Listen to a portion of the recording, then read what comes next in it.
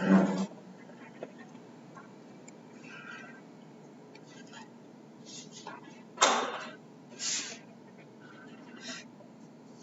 case number. Well, no, Sorry. now we're ready. Case number 20, CR 156, State of Ohio versus Brandon Jonathan Angle. Hearing on behalf of the state's assistant for his prosecuting attorney Collins, hearing on behalf of the defendant's attorney Lynch. Your door. And you are Brandon Jonathan Angle. Yes. Mr. Angle is charged with kidnapping and robbery. And I believe this is the final pre-trial, and we have a trial date set, I believe, of November the 8th. Now, is discovery complete in this case? It's a mistake. Yes. Yes, sir. And there are no pre-trial motions, is that correct? No, sir. Okay. And has been a written plea offer provided? There has, Your Honor, and negotiation and a rejection form. Completed? Okay, all right. Okay. So, in Chambers, when we were meeting with the counsel assistant prosecutor, your understanding you may have a limited trial starting 1st of November, you said? Yes, sir. Okay, when will you have an idea when that might be? On that day. Not till that day? Yeah, it's codependent, so there's a lot of moving parts. We're expected to begin that day, but with witness availability, how many issues have already come up in that case. I wouldn't be surprised if this continued, but it is set to begin on November 1st. Okay.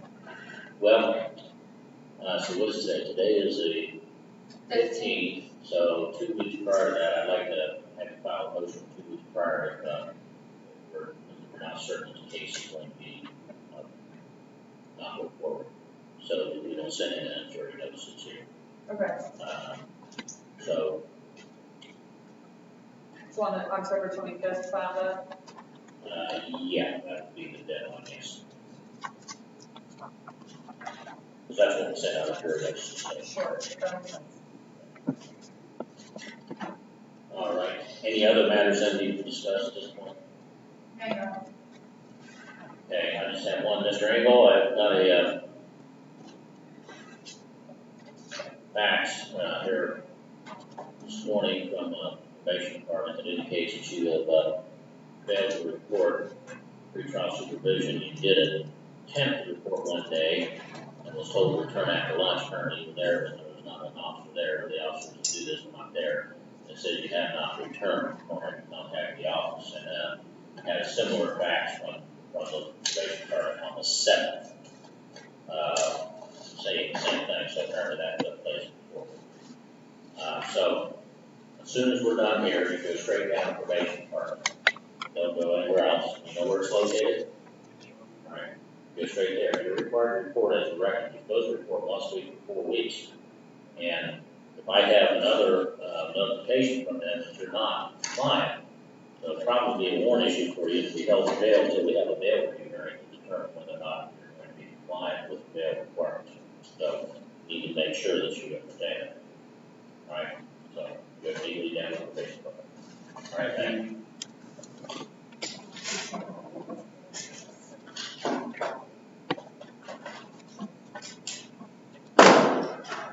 All right, Sean Van Ness.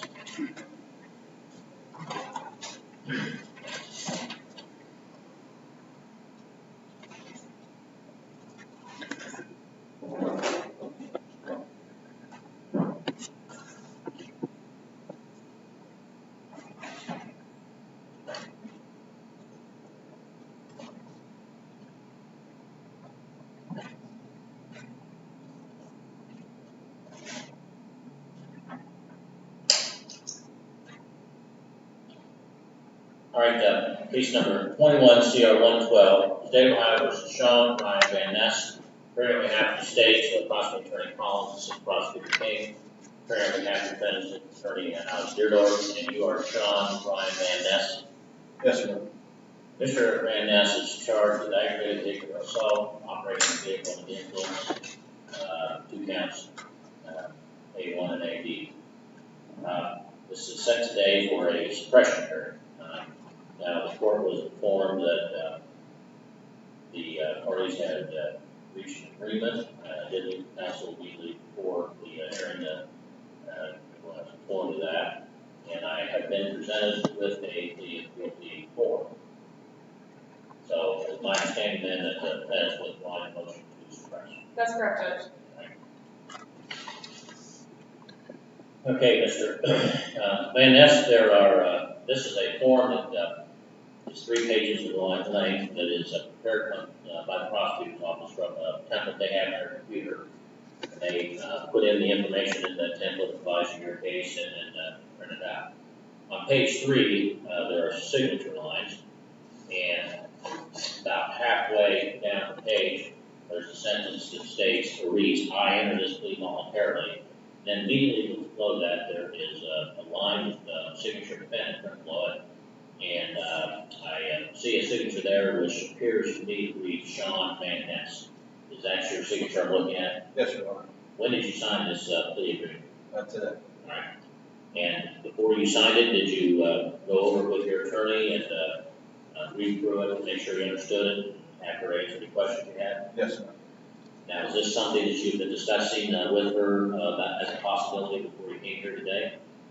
Yes. And so you're not surprised by this development? No. You've had enough time to fully consider the matter before making this decision? Yes, sir. And are you entering into the agreement voluntarily? Yes, sir. Right now, the agreement states on page 1, that you're going to withdraw your not guilty plea and enter a plea of guilty to count 1, aggravated vehicular assault, under 2903.08A1A of the Ohio Revised Code. That is a third-degree felony. And it states that you understand that the maximum penalty for that could be 60 months in prison. There's a minimum of 12, and then there basically 1, 2, 3, 4, 5 years.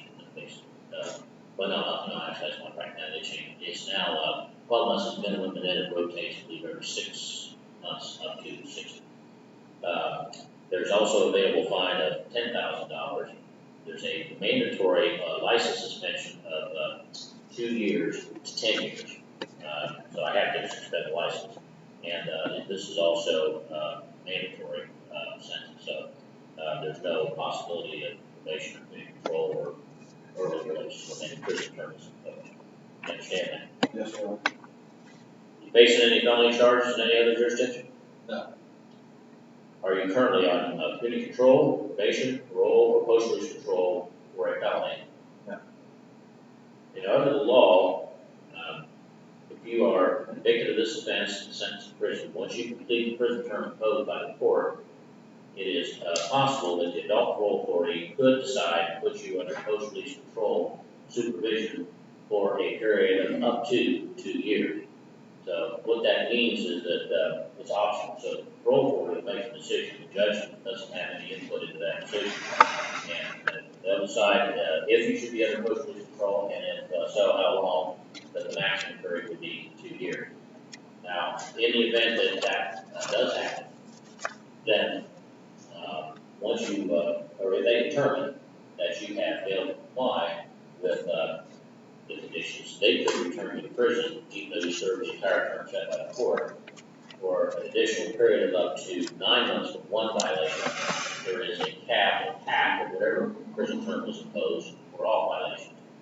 However, if you commit a new felony while under post-release control supervision, then in addition to whatever sentence the judge in that new case would impose upon you, that judge could also sentence you for committing that offense while under post-release control in this case, put an additional term of 1 year or whatever time is left on the period of post-release control that was imposed, whichever is greater.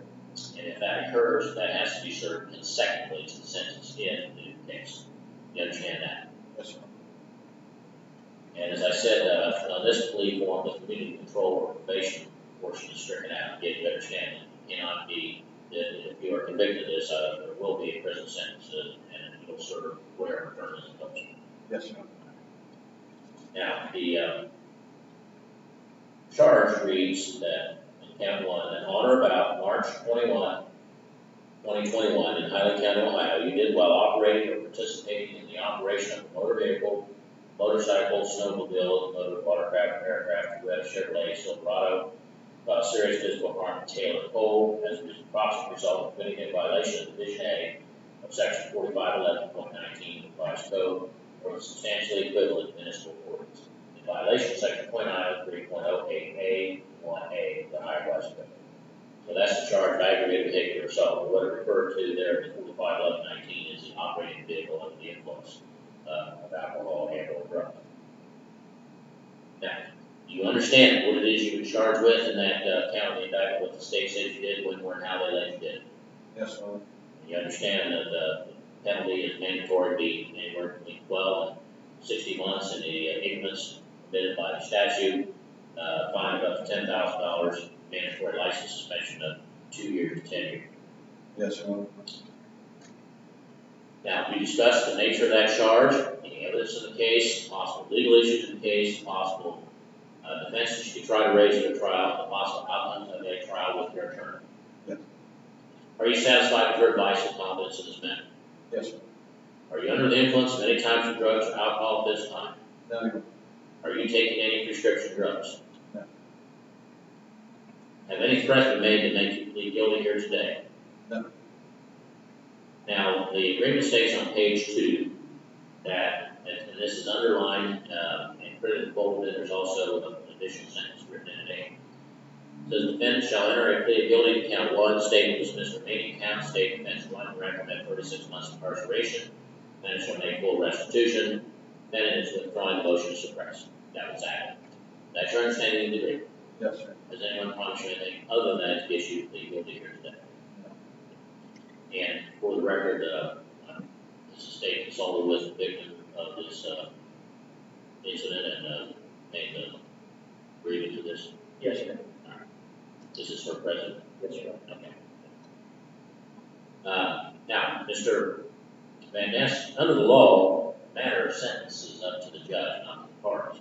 So even though there's a joint recommendation that there be 36 months imposed, once I've heard all the information presented, if I determine that that's not the appropriate sentence under the evidence of the law, I could impose any sentence between the 12 months and 60 months that I think is appropriate, regardless of the recommendation. You understand that? Yes, sir. You hold any license or certification from any state agency or regulatory body regarding any profession or occupation? No. All right, now you have certain constitutional rights you must understand before I can accept a plea of guilty from you. First of all, you have a right to have a, well, let me back up. First of all, you have a right to counsel, and you employed Ms. Durford to represent you. Now, under the law, if you were unable to continue to pay her, the court would appoint counsel for you to represent you to the conclusion of the case. And so the reason I ask that is I just want to make sure you're not entering this plea here today because you're concerned of not being represented by counsel by not having enough money to pay her. That's not. It's not a concern. No, no. Okay, thank you. Now, you have a right to have a jury trial in this case, Mr. Van Ness, in which 12 people would be selected to serve on the jury from a group of citizens that were summoned to jury duty that live in this county on their trial.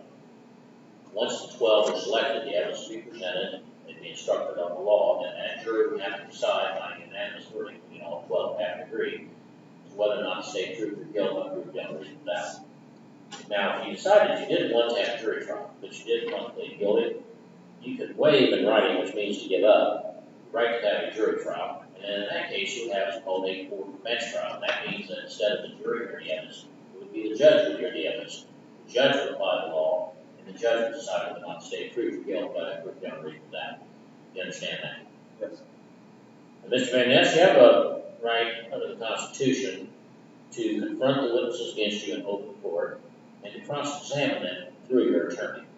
So what that means is that the witnesses have to come into court and testify in front of you, your attorney, and anyone else is present in court. After the prosecutor is done asking questions, your attorney asks questions. That's called cross-examination. And the purpose of that is to bring out evidence that helps your side of the case. You understand that? Yes. Right now, under the Constitution, you have a right to use the power of this court to compel or force witnesses to come to court to testify for you, just like you say. So if you have witnesses you're not certain are going to be able to come in voluntarily or willing to come in voluntarily, at your request, the court issues a court order, that's a subpoena. And that forces those people to come to court to be able to testify if they want them to, even though they don't want to be here. And that's the same way state's witnesses are required to come in court to testify against you. You understand that? Yes. Under the Constitution, Mr. Van Ness, you have a privilege against self-incrimination, which means that you cannot be forced to give evidence in this matter at any time, including trial. No one can make you testify. The prosecutor can, the judge can. It's your decision. If you decide not to testify, the fact that you did not testify cannot be used against you in any way at any time in the proceedings. And in fact, no one's even able to talk about that, except in one situation, which is if there's a jury trial, you don't testify. The judge instructs the jury that because that is your right, they cannot consider it for any purpose. You understand that? Yes. All right, now, under the Constitution, you are presumed innocent until proved guilty by the state of Ohio on every essential element of the offense charge. What that means is that the burden of proof isn't on you to prove you're not guilty simply because you've been accused by being indicted. In fact, under the law, you're not required to present any evidence in your own defense at trial. You may, but you're not required to. But whether you do or not, the burden of proof will remain on the state of Ohio. Prove your guilt on every essential element of the offense charge by proof beyond reasonable doubt, which is the highest burden of proof that's known under the law. You understand that? Yes. Now, originally you entered a not guilty plea, Mr. Van Ness. Not guilty plea denied the allegations in the indictment, denied you committed any crime, and it exercised or invoked all of the rights that I've just described for you. Now, if you change your plea from not guilty to guilty, that is the opposite of not guilty plea. The guilty plea admits the allegations in the indictment, admits that they're a crime, admits that you're the one who committed that crime. And that plea waives, gives up all of the rights that I've just described for you, except your right to have an attorney. Because you always have a right to have an attorney, no matter what the plea is. But with that exception, your plea of guilty waives, gives up your right to have a jury court trial.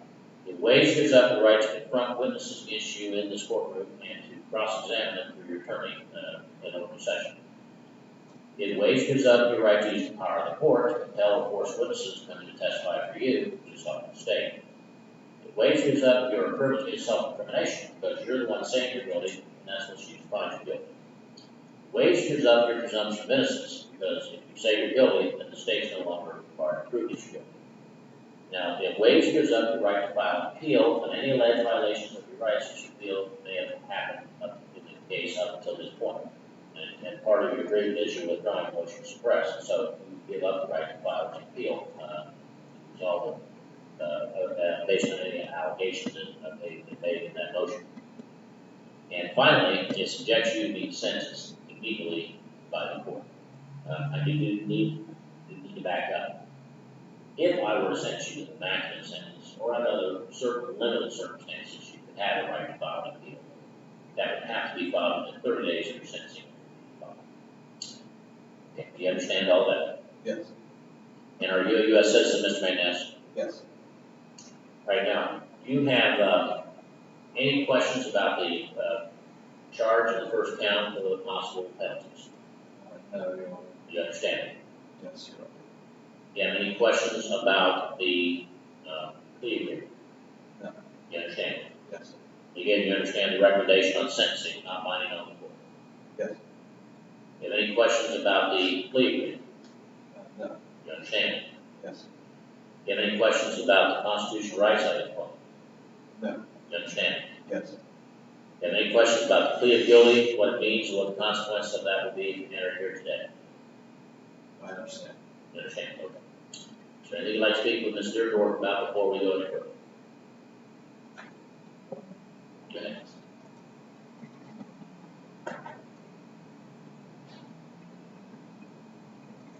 Okay, good. Yes. And do you have any questions about anything I've asked you, or anything I've to you here this afternoon? No, Your Honor. All right, then, Mr. Deardorff, or I'm sorry, Mr. Van Ness, is it your decision to withdraw your not guilty plea to count one, and enter plea of guilty to that charge pursuant to the terms of the plea agreement that we just talked about? Yes, Your Honor. All right, then, as to the charge which alleges that on or about March 21, 2021, in Tyne County, Ohio, which you did while operating or participating in the operation of a motor vehicle, motorcycle, snowmobile, boat, watercraft, or aircraft, with Chevrolet Silverado, while serious physical harm to Taylor Cole as a possible result of committing a violation of Division A, Section 4511.19 of the revised code, or a substantially equivalent municipal ordinance in violation of Section 2903.08A1A of the Ohio Revised Code, charge an aggravated vehicular assault, a third-degree felony carrying a prison term of between 12 and 16 months in increments provided by law, which is mandatory, meaning it all has to be served, a fine of up to $10,000, and a mandatory license suspension of at least 2 years, up to 10 years. How do you plead? Guilty. All right, thank you. Be seated. All right, the court finds that on this date, open court, defendant was advised of all his constitutional rights, made only telephone voluntary waiver the same pursuant to 11. Please accept it in order to file, and found guilty of the first count of the indictment, aggravated vehicular assault, third-degree felonies charged therein. Counts 2 and 3 are dismissed. We talked about a sentencing hearing in a couple of weeks. October 27th, would you have time that morning or late in the afternoon?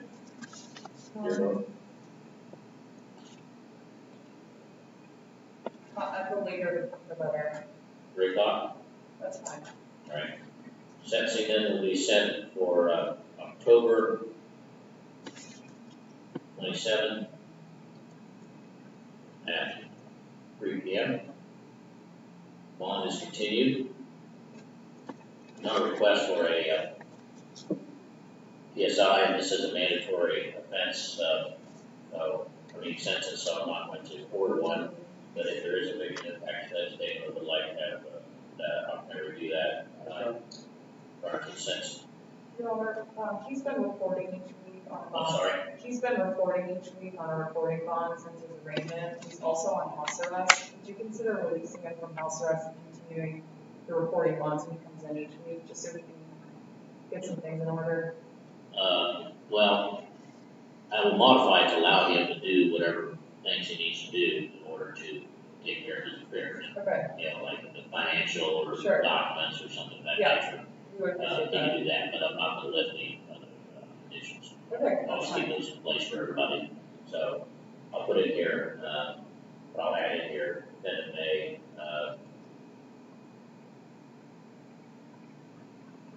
go to, any locations or business affairs. And, that'll be in addition to the other, exemptions that are in the, jail order now, or house arrest order now. All right, so, Mr. Van Ness, again, will give you a, assignment notice, for the, hearing. And, again, it'll be a mandatory sentence, so I can tell you that you're going into custody at that time, just so you know. And then just to be clear, is that October 25th date vacated at this point? Yeah, the October 25th, is, big day. Thank you. All right, thank you. Please rise.